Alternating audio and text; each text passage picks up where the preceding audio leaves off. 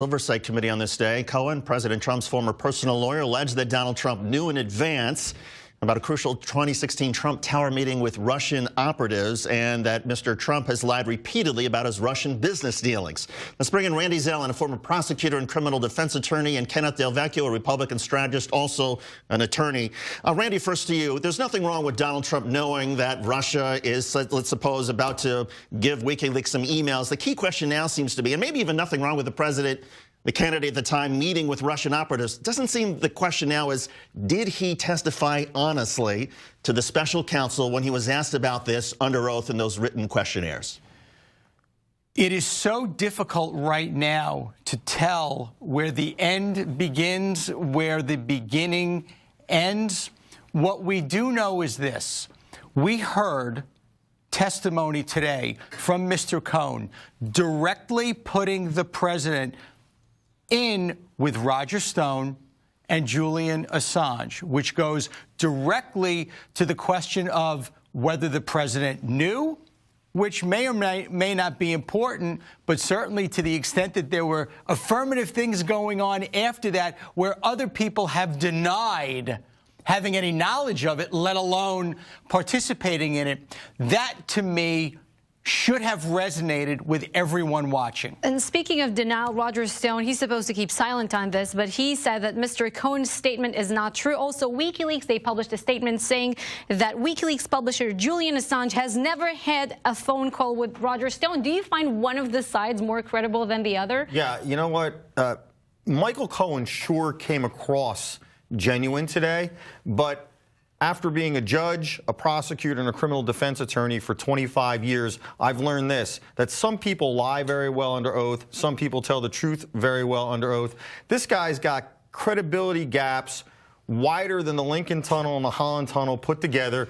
He's convicted for lying, convicted for tax evasion, convicted for all kinds of crimes of dishonesty. And let's take the Roger Stone. Well, I want to get back to the point, and as let's suppose, for example, and granted, all that, he has credibility issues, but if there is documentary evidence that backs up when Michael Cohen says that Donald Trump engaged in tax evasion or insurance fraud or bank fraud, or that he knew about the Russian effort to hack the DNC emails, that's all fine, but if there is documentary evidence and Donald Trump denies it, then isn't Donald Trump in some trouble, possibly for perjury? Well, look, let's take the Julian Assange and email dumps.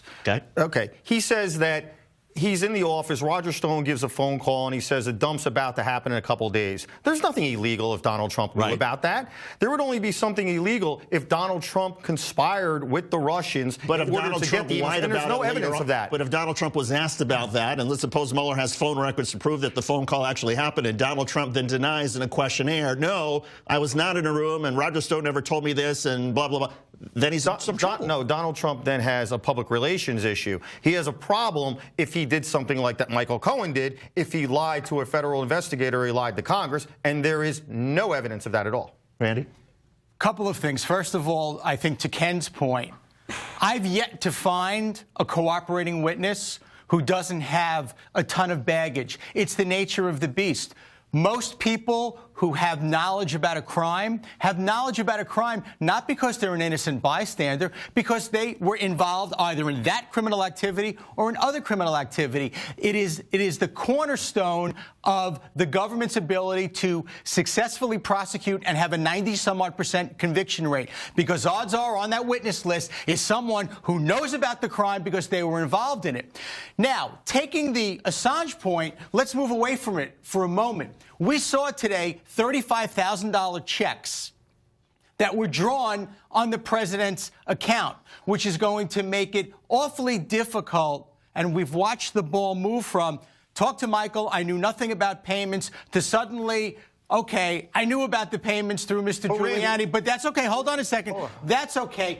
To the extent that those checks were drawn as part of an effort to suppress damaging information that, had it come out during the campaign, might have derailed the president's campaign, that is something, I guess, that should have been disclosed, or it's a campaign finance law violation. Look, and a non-disclosure issue for not reporting first of all, debt to you know Mr. what? You know what people hate the most in our criminal justice system is exactly that circumstance of cooperating witnesses who have a lot of baggage because they're not credible, and nobody should be convicted on their word. If there's documentary evidence and other eyewitnesses that go along with them, that's sufficient. There is a documentary evidence. There's this check.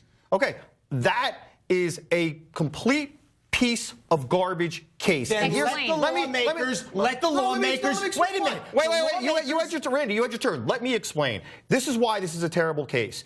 Because Michael Cohen did something that attorneys do across the country thousands of times a day. He settled a case. And if they had settled the Trump University case, every shareholder that settled with that would not be guilty of a campaign finance violation.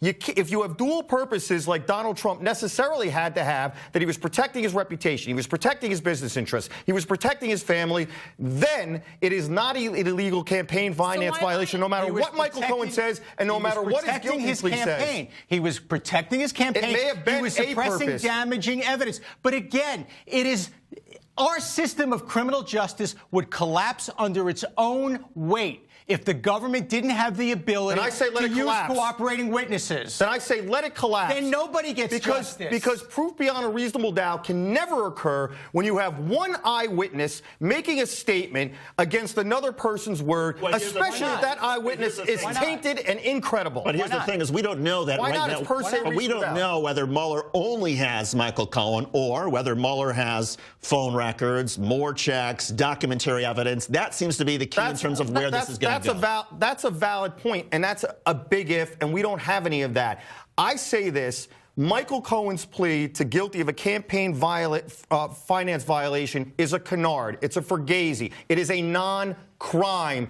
Even if he did it, even if Donald Trump knew he did it, it is not a crime because he necessarily had more than one purpose for it. You know what the ultimate irony, though, is? The President of the United States is the chief executive. The executive branch oversees the Department of Justice. The Department of Justice, again, whether you like it or not, the lifeblood of the ability to investigate and successfully prosecute cases under the auspices of keeping this country safe is the use of cooperating witnesses. So for that very same executive branch to come now under the attack that it is coming under by the chief executive, that suddenly it's wrong, immoral, corrupt, and horrible to use cooperating witnesses, to me is the ultimate irony. Randy, the central issue here, Senator Lindsey Graham said it today, is we came here for Russia. Did the Trump campaign or the president himself collude with Russia or not? Do you think that Michael Cohen's testimony in any kind of way damaged the president in this respect?